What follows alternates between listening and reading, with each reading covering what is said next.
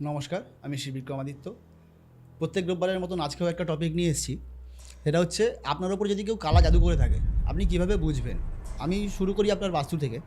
যদি আপনার বাস্তুতে কেউ কিছু করে থাকে, সেক্ষেত্রে দেখবেন আপনার বাড়ির যে ঝাড় দেওয়া ধুলো, সেগুলোর একটু অন্যরকম ফিল হবে। যদি ধুলো তো সাধারণত শুকনো হয়, সেই ধুলো যদি স্যাঁতস্যাঁতে হয়ে যায় বা আপনার বাড়ির বাস্তুর মাটি যদি স্যাঁতস্যাঁতে হয়, সেগুলো কিন্তু খারাপ। তাছাড়া দেখবেন বাড়িতে ভাঙা টব হয়ে রয়েছে বা অনবরত টব ভেঙে যাচ্ছে, মাছ মরে যাচ্ছে, পাখি মরে যাচ্ছে, কোনো পোষ্য মরে যাচ্ছে, সেক্ষেত্রেও কিন্তু কেউ আপনার বাড়িতে কাজ করেছে বলে হতে পারে। একটা জিনিস লক্ষ্য করে দেখবেন যে আপনার বাড়িতে কেউ কোনো অস্থির চূর্ণ, মানে মৃতদেহের অস্থির চূর্ণ যদি কেউ ছড়িয়ে দিয়ে থাকে, সেক্ষেত্রে কিন্তু আপনার বাড়ির বাস্তু ড্যামেজ হতে পারে। আপনার বাড়িতে অনেক রকম কুপ্রভাব পড়তে পারে। নেগেটিভ এনার্জি বা নেগেটিভ এন্টিটির বাস হতে পারে। তাছাড়া দেখবেন যদি কেউ হাড় ফেলে দিয়ে যায়, হয়তো আপনি চিনতে পারবেন না, শুয়োরের পিছনের পায়ের হাড় বা শুয়োরের রক্ত যদি আপনার বাড়িতেও কেউ ফেলে যায়, সেক্ষেত্রে কিন্তু আপনার বাড়িতে খারাপ একটা পরিণতি হতে পারে। এইগুলো থেকে বেঁচে থাকার চেষ্টা করবেন। লক্ষ্য রাখবেন যাতে বাড়িতে এইসব জিনিস কেউ না ফেলে যায়। 2 নম্বর, আপনাদের প্রত্যেকের দেখবেন মন মানসিকতা চেঞ্জ হচ্ছে। ছোটোখাটো কথায় খুব ঝামেলা হওয়া বা কোনো কিছু ভালো না লাগা, অযথা অন্ধকারে থাকা, শুধু একটা নাইট ল্যাম্প জেলে ঘরে বসে থাকা বা সব পুরোটাই অন্ধকার করে থাকা। যেটা অনেকে দেখবেন যে রাত্রেবেলা হয়তো বাল্ব জেলে ঘুমাতো, সেও হয়তো আজকের ডেটে অন্ধকার ঘরে ঘুমাচ্ছে, বা সকাল থেকে কিন্তু সে দরজা বন্ধ করে জানলা বন্ধ করে সে ঘরে অন্ধকারে রয়েছে। তার সঙ্গে দেখবেন হয়তো হাতের নখ যে বড় রাখে, তার জন্য নখ ভেঙে যাওয়া বা নখ পুরো সাদা হয়ে যাওয়া। যেমন নখ পচন হলে হয়, তার আগে নখ দেখবেন পচন হওয়ার আগে নখ সাদা হয়ে যায়, ঠিক সেরকম নখ সাদা হয়ে নখ ভাঙা, চুল ওঠা, অ্যাবডোমিনাল স্পেসে পেন হওয়া, এই জিনিসগুলো কিন্তু অনবরত হতে থাকবে আপনাদের ঘরে।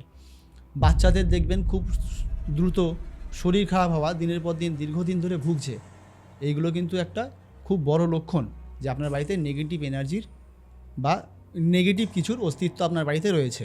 তাছাড়া যদি বাড়িতে কোনো রকম সুপারি গাছ থাকে, আমরা ছোটোবেলায় শুনে এসেছি যে সুপারি গাছে পরি থাকে, সেক্ষেত্রেও কিন্তু সুপারি গাছটাও অনেক ক্ষেত্রে বাড়িতে শুভদায়ক হয় না।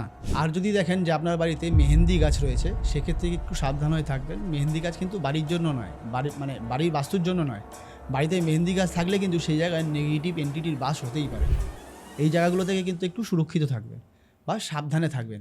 তার সঙ্গে দেখবেন যদি আপনার বাস্তুতে নিত্য স্যাঁতস্যাঁতে ভাব রয়েছে, যেমন ধরুন এসি চলছে বা বর্ষাকালের যে ওয়েদার হয় সেই রকম ওয়েদার, মাটিটা স্যাঁতস্যাঁত করছে, সেক্ষেত্রে কিন্তু সেই জায়গা থেকে একটু সাবধানে থাকবেন।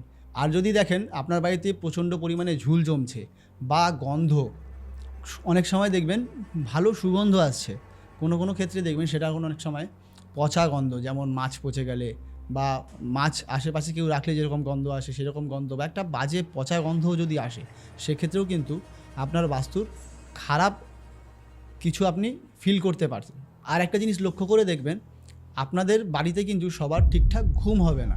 রাত্রেবেলা কেউ ঘুমাতে চাইবে না, ভোরের দিকে গিয়ে ঘুমাবে আর ঠিক দুপুরের দিকে ঘুম থেকে উঠবে। সারা দিনটা কিন্তু আপনার সূর্যের কোনো আলো আপনার শরীরে পড়ছে না, বা আপনার গৃহে যদি সূর্যের আলো নাও পড়ে, সেখানেও কিন্তু আপনার বাড়িতে কুপ্রভাব খুব তাড়াতাড়ি সহজে পড়তে পারে।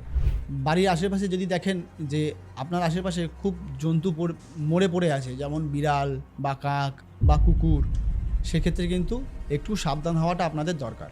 আজকের ভিডিওটি আমি এখানেই শেষ করলাম। যদি আপনাদের কিছু জানার থাকে, সেক্ষেত্রে আপনারা কমেন্ট বক্সে লিখতে পারেন। আপনারা ইউটিউব থেকে যারা দেখছেন তারা চ্যানেলটাকে সাবস্ক্রাইব করবেন, আর ফেসবুক থেকে যারা দেখছেন তারা ফলো করতে একদমই ভুলবেন না। নমস্কার।